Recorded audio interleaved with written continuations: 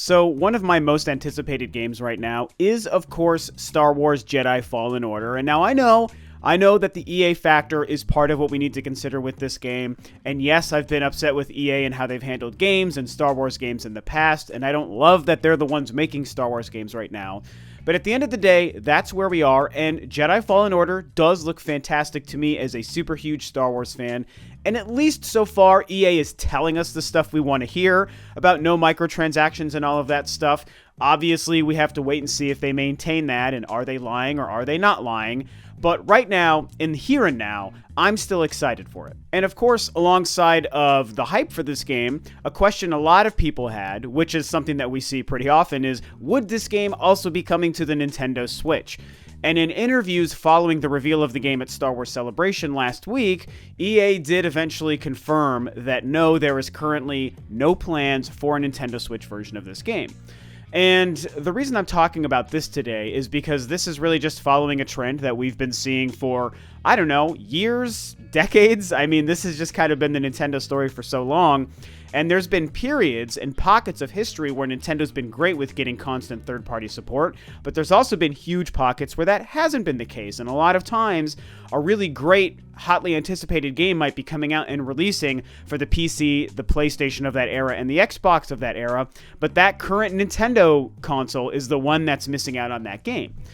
Now, when we look at what's happening right now with the Switch, we are in a pretty strong renaissance of third-party support, and it is great to see. I love knowing that we have a lot of great third-party games coming to the console soon. There's a bunch that have already released, and I have a bunch of them. I think that's really great.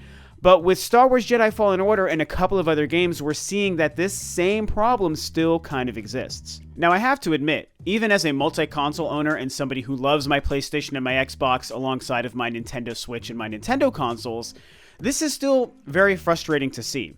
And so when I see a game like Star Wars Jedi Fallen Order, or Call of Duty, or Red Dead Redemption 2, or XYZ whatever other game, third-party game, that's releasing for the PlayStation, Xbox, and PC, but still not making it over to the Switch, it does kind of aggravate me. Resident Evil 2 Remake is another huge one. It's like, why is this still continuing to happen? And for me, the problem is exacerbated when you look at what the third-party lineup has looked like so far for the Nintendo Switch, as well as a couple of other games that we know are coming. I think that's really what sort of sparked this quick conversation that I wanted to have with you guys today. I mean, we already have games like Wolfenstein and Doom and LA Noire, Resident Evil Revelations collections, stuff like that, Skyrim, of course, already released on the Nintendo Switch and all having done and sold very well and have proven to be incredibly competent ports. And there's plenty of other ones. I'm just naming some of the big quick ones off of my head really fast here. And that's been really great to see. Let alone that we look at some of the other big titles we know to still currently expect for the Switch, and you know what they are. Mortal Kombat 11, what a huge and unbelievable shocker and a great gain, a great win for Nintendo to have releasing on the Switch. And then, of course, Doom Eternal, and then Marvel Ultimate Alliance 3, which of course is exclusive, so that one's in a little bit different scenario because they obviously developed it for the Nintendo Switch hardware. That's more of a business win than it is a game or a performance win. But seeing the first Doom and Wolfenstein 2 running on the Switch and doing so great, and seeing Doom Eternal coming to the Switch day and date alongside of the other ones, and Mortal Kombat 11, which is coming out tomorrow from the day of me recording this right now, for the Nintendo Switch day and date, that shows a lot of what the Nintendo Switch is capable of. And in my opinion, I think that releases like these, all of these ones that I've rattled off to you here in this video, I personally think that this is kind of exposing the rest of the industry and the rest of the developers that are choosing to not show support for the Nintendo Switch in the right way and not release games like the Resident Evil 2 Remake or Call of Duty or Star Wars Jedi Fallen Order on the Nintendo Switch. I get that maybe when the Switch was brand new or just getting ready to launch, and we were all excited about, oh my gosh, console quality games on this handheld that also plays on this TV. This is such an impressive device, but we know it's not as powerful as the competition, so obviously we might see Nintendo struggle for a little bit. We all had those feelings early on. But now it's been over 2 years, and now we've seen all of these games I've listed. We've got these two big upcoming games that I mentioned, Doom Eternal and Mortal Kombat 11. So I feel like what we've seen in the 2 years that the Nintendo Switch has been on the market is that, hey, this console is pretty damned capable. In fact, I would say it's probably more capable than 90% of people, even Nintendo fans, ever expected. I know it is for me. I never would have expected to see a game like Doom or Doom Eternal running on my handheld portable Nintendo console. It's incredibly impressive, and they look and run great for what it is. Yes, not quite up to par with the competition, but I think that that's okay, and I don't think that many people see that as a huge problem. It's more the fact that you can get this great-looking game, whatever it is, running on your Switch, and it looks still very great, and it plays fantastically, and it's connecting online and doing all of these things.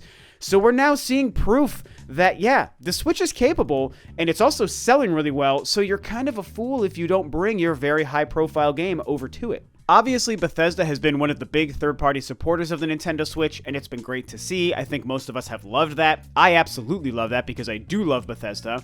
Obviously, we know they're kind of in hot water now because of the Fallout 76 nonsense, but aside from that, they really haven't made too many big blunders, and I'm willing to give them one mistake provided their next game turns out to be what we want it to be. And seeing what they're doing with the Nintendo Switch so far with Skyrim and 2 Doom games, and Wolfenstein 2 is so fantastic and so heartening to see. Ubisoft has also been a pretty strong supporter as well, although we know that there's some things that they seem to not really be supporting the Switch with, like The Division, for example. But they have been doing other things and making great strides, and so that's also great to see. But when you look at the other huge companies, and obviously we turn our focus to EA and Activision, two of the biggest publishers in the industry, two of the most controversial publishers who are constantly doing nonsense, bullshit, stupid things with their games, they still do make very high-profile games. They make very good-looking games, and they do make games that a lot of people still like. I would be lying if I didn't say that there aren't some games from those publishers or developers that I enjoy. I am a Star Wars fan, so I'm always going to be looking forward to the next Star Wars game, even when it's stuck under the death grip of EA. I'm a huge Sekiro fan. Sekiro Shadows Die Twice, obviously. I would have loved if that game came to the Nintendo Switch. I see no reason why it couldn't have, having been playing it on my PlayStation 4. And so why are some of these other companies still being so weird with their games, with their multi-platform games? I simply don't believe that Star Wars Jedi Fallen Order had began development so long ago that they couldn't have also been working on a Nintendo Switch port right alongside of it, or hiring one of these other great companies to work with them alongside of it to make a port like we've seen in the past. I mean, not only did that happen in the Wii U era, but it's even happened today. That's what Panic Button has been doing, and Beanox Studios and Tantalus in the past. Like, there are studios that could help you, EA or Activision or Ubisoft or whoever else, make your game available on the Nintendo Switch. And so when you make a Star Wars Jedi Fallen Order, but you say in 2019, 2.5 years into the Switch's life, when it is such a hot seller and every third-party game that goes onto this thing sells like crazy, what are you doing by saying you're not making this game for the Switch? You're not really going to be able to convince many of us that it just can't run on the Switch. And that's, again, really part of what made me want to make this video, is how some companies and some ports and the Nintendo Switch's hardware itself has exposed companies that are choosing not to release their game on the Switch alongside of their other releases. I just don't believe Call of Duty can't run on the Switch. I've been thinking, you know, for the last 2 years that we're going to see Call of Duty announced for the Switch, and it still hasn't happened. I will be so shocked if this year's Call of Duty does not come to the Switch. And again, Star Wars Jedi Fallen Order, what are you guys doing? Why aren't you releasing that? Capcom has been a halfway in supporter of the Switch. Why the hell did they not make the Resident Evil 2 remake on the Switch? I'm sorry, I just don't believe that even that game couldn't be made to work acceptably on the Switch. And so it's important to note, as I probably sound like I'm getting more and more heated here, that I'm not actually ranting or even angry about this. I think it's more just confusion and baffling, and it's also disappointment. That's really what it is. I'm disappointed that EA and Activision and other companies, I know those are the two that always jump to my heads, but you guys know there's plenty of other companies.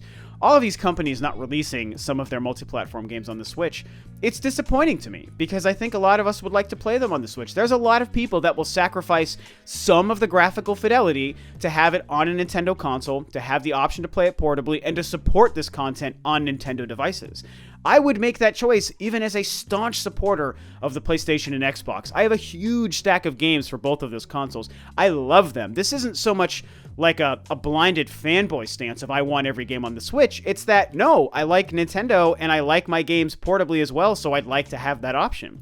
I mean, I could buy Mortal Kombat 11 on my PS4 Xbox One, but I'm buying it on my Switch because I want that option, and I want to support these games and these companies releasing these games on my preferred device, which is the Switch. But again, I'm not trying to sound like a ranting lunatic. I just think that this is an important thing to talk about. I think it's an important point to make, and I hope that people are paying attention, and I really hope that the industry is paying attention and that these developers are paying attention. I mean, hello, all the evidence you need is right in front of you. The Switch is selling like crazy. People who have Switch love it. They love supporting it. They will buy your game on the Nintendo Switch. And so, coming from the two greediest son of a bitch companies in the industry, Activision and EA, you guys more than anyone are surprising me that you're not willing to take this third console branch and also throw your game there for a third possible revenue stream, or fourth if you include PC with a lot of those games. It's like, what? Why wouldn't you even do it for that reason? Hell, this is one of the few times where I almost kind of want their greedier side to come out, because it could at least mean that they might be willing to put forth the effort to make a port of XYZ game on the Switch, where we know a lot of people, a lot of you guys, definitely me, would buy these games. It's simple, obvious math to me. It's clear cut, and, you know, like I said, it's frustrating and it's disappointing. So yeah, those are some of my quick thoughts on this. I've been thinking about it for a couple of days, and especially since the reveal of Jedi Fallen Order last week, and then that, you know, quote came out, or that interview or whatever, where they were like, no, you know, we just have no plans at this time. It's like, man, why?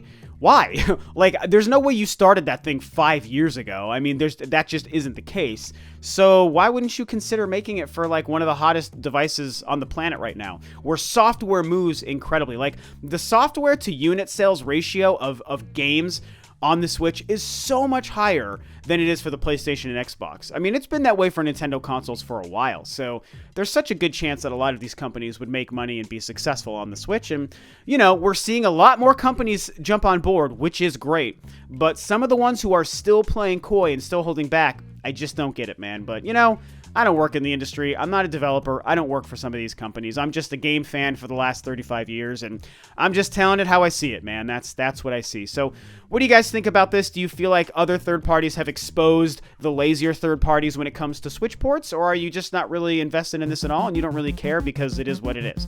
Whatever you think, share it below. This video is a wrap. Thanks, of course, as always, for tuning in, guys. This is Rob of Rule of Two Review, and I'll catch you next time on another video.